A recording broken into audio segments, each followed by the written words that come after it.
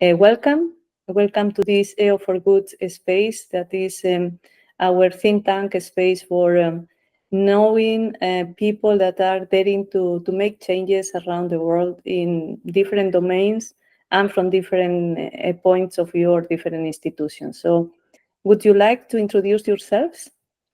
So my name is Pille Runnel and I have worked for many years as a research director at the Estonian National Museum.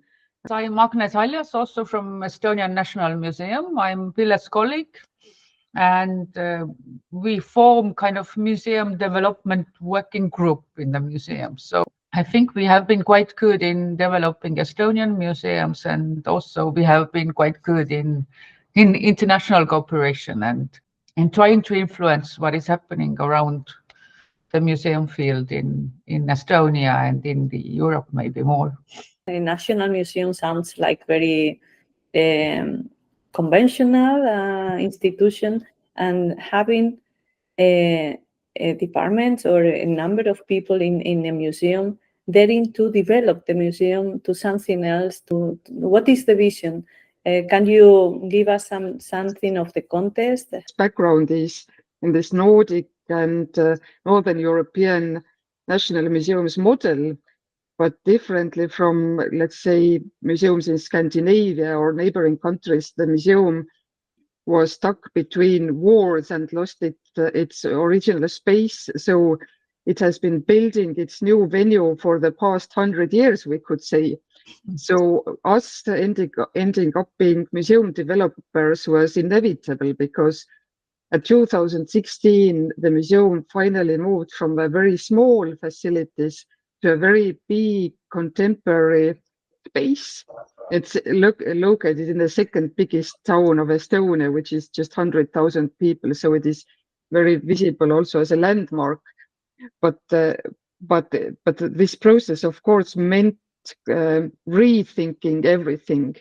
And the organization changed a lot. I will just continue with one context, which for me has been very important.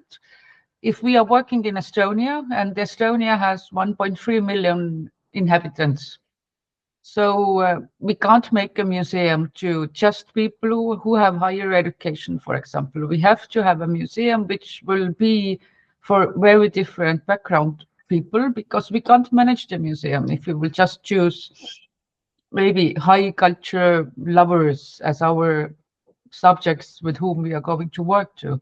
So this kind of small country context has also been something that we have been focusing, like how to get people with very different backgrounds to the museum and what are their needs from the museum.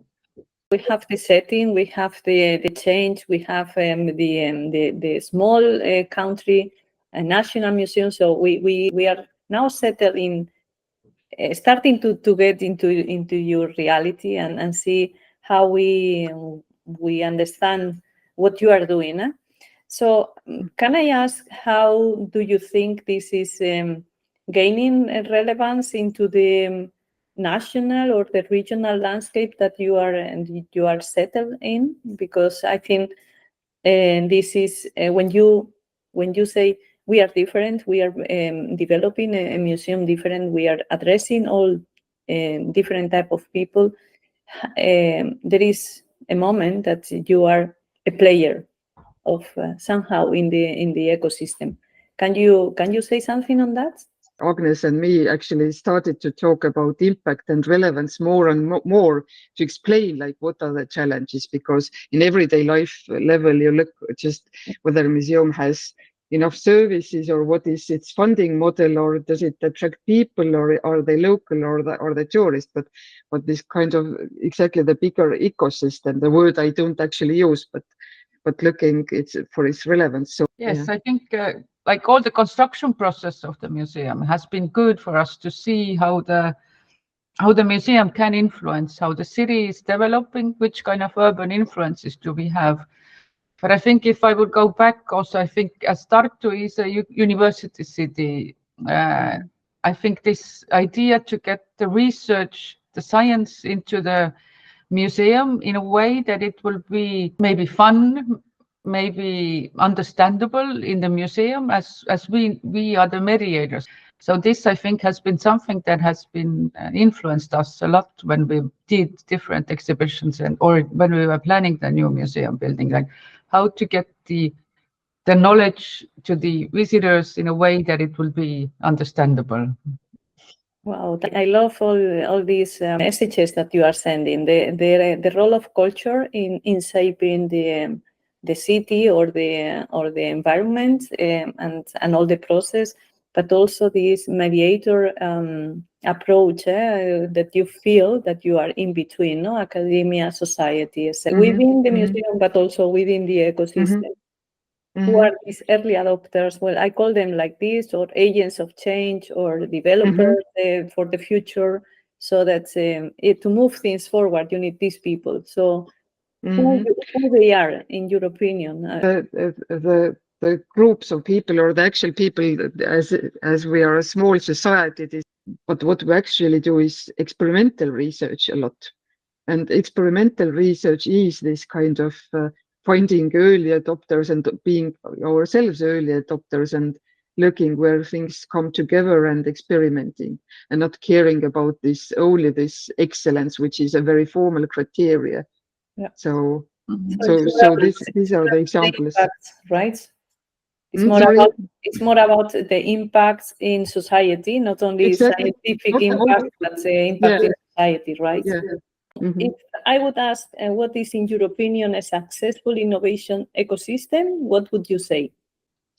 People, but I'm an audience scholar, so innovation has to be people-centric and based on their needs. Maybe the cooperation, because this is something that we all need. We need to co-work in our institutions and we need the outside cooperation. So this is something that we always find important to have. Okay, very good. So what's if you have to define for the benefits for the win-win with other helices, what would you say from the museum point of view? What is the win that you can bring to the other helices, and what are the other helices bringing to you? I think if I think on museums, then the strong point what I find is that they are close to people, in my point of view.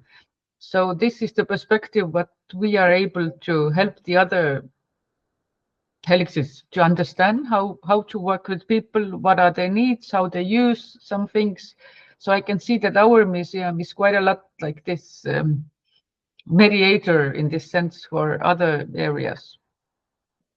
I hope that museums in these relationships could be meaning makers, because museums are in identity business and we strive forward towards creating services which are, first of all, meaningful for people, not so much useful, but meaningful. So this is kind of less functional, more meaningful goal we have in these relationships. Very good. So, and what do you dream to achieve in the coming 5-10 years? Yeah, I would like that all the developments that we have started in our museum, we will have time to finish them, and of course take new impressions what we will have all the time, but kind of finish things that we have started. That's also quite complicated. Do you have a good example on bringing these different actors together in these companies, institutions, public bodies, entrepreneurs, society, people in society, and the museum professionals? Do you have one example that you want to share? I would say that this is still challenging because in the business sector, cultural sector, or particularly museums are still not seen what they are capable for, kind of. So, but we are happy that museums are places where people come also as regular visitors. For me, Pille was talking before on this food heritage project, and for me this is an excellent example in a way how you combine the heritage component and how you combine the contemporary entrepreneur side, how you how you make influence to cultural policies, to economical decisions, and like which are based from this idea that the heritage-based food production or the heritage-based food or local food is important. And this is what museum can contribute. So for me, this project, what Pille was talking before, is something very excellent in the sense that that's the way it should be. If you have a heritage-based project, it always has something to offer to nowadays society, basically. Thank you to you. I think we all learn in the process of exchanging, and I think this is the way.